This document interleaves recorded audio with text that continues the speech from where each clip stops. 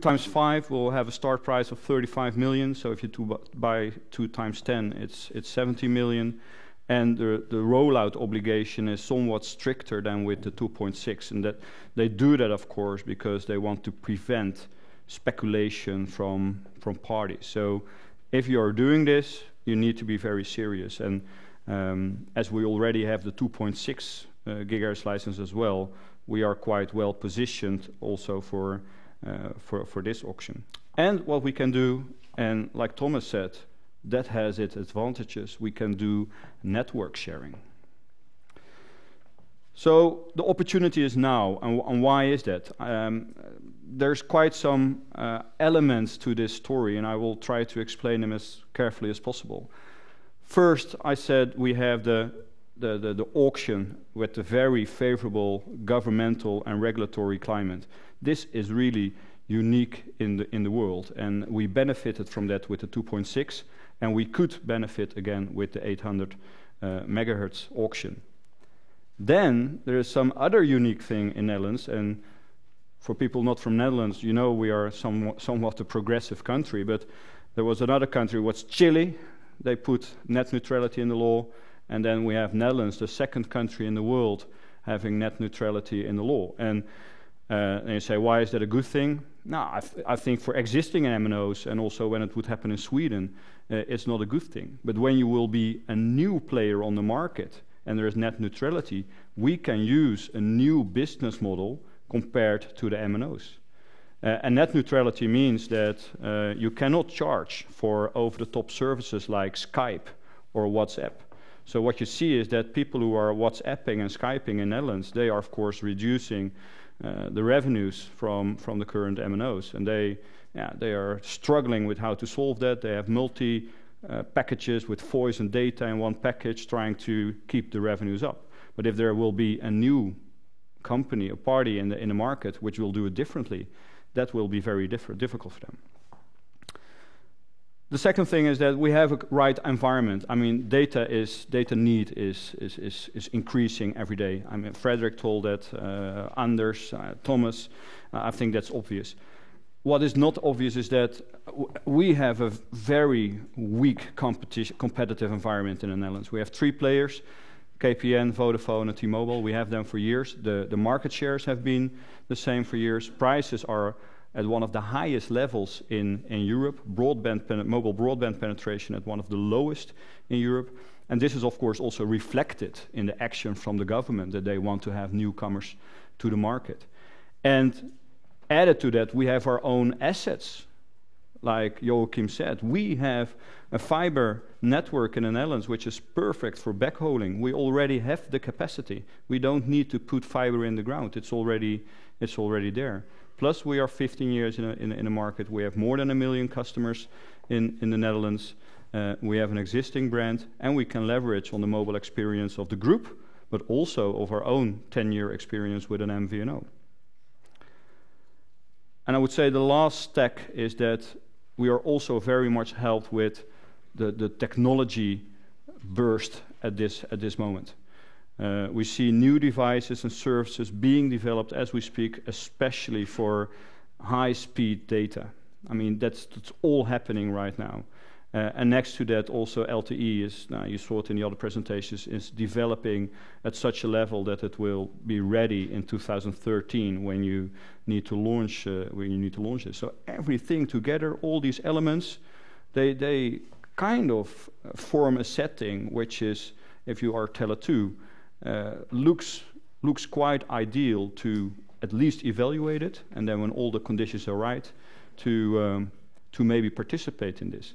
And and what we need to do if you participate is, of course, we will not do the same as these other parties. When you want to be successful, is that we need to be different.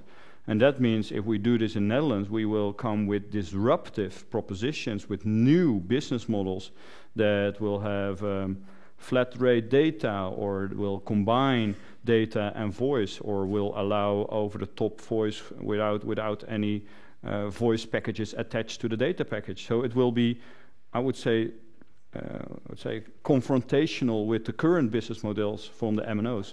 And for them, it will be very difficult to follow those kind of disruptive models because it will cannibalize immediately on their, I would say, legacy business model that they have now. And that's also why they say this in a newspaper, that they are frightened of this. They actually was on the internet just 10 minutes ago that KPN, the incumbent, is investigating if they can do a lawsuit to the state for this new auction rules. They are, I mean, when do you do that? You do that when you feel threatened, and that's bad for them, but it's good for us. So this is something, like I said, which all these elements look good.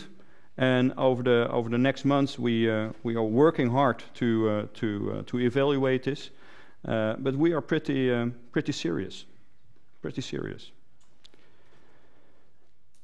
Another exciting country is Austria, and Austria, I mean, is if you look at all the European countries from a regulatory environment where Netherlands works very good in regulatory, Austria really sucked. I mean, they have a very weak regulator.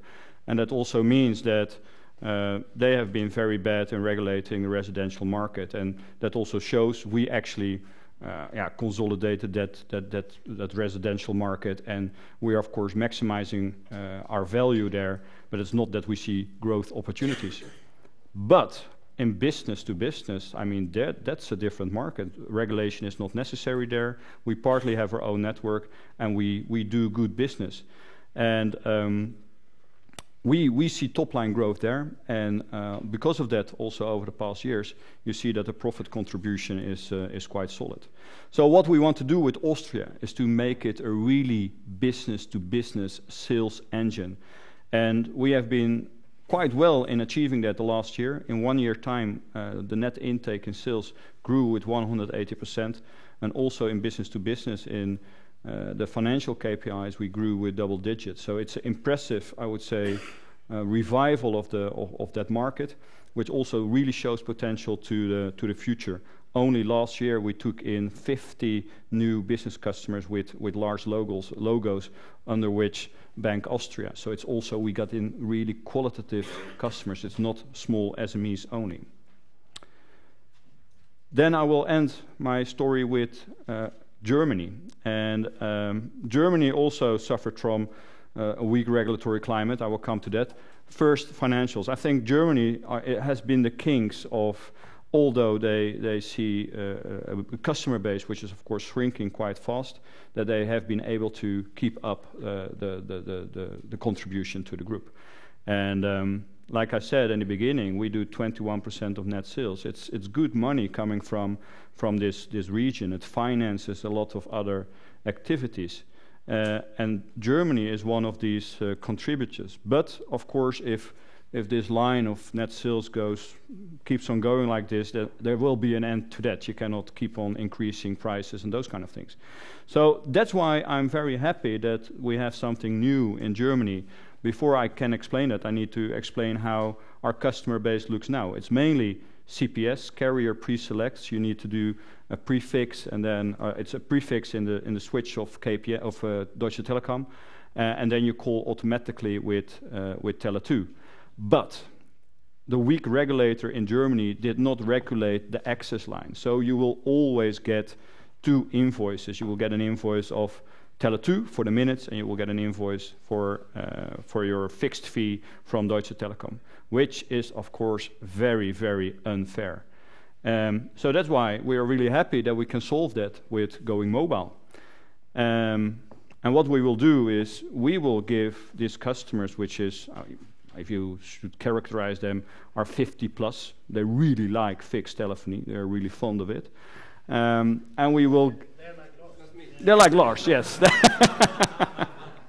and we will keep on giving them that feeling. So what we will do is we will port their fixed line number onto a SIM, and then we can cut the cord with the incumbent. And how does that look in a proposition? Well, they get then of course one single invoice, which is very important because we cut out the relationship with Deutsche Telekom. They will save some money on their fixed fee because we provide the best deal. But most important,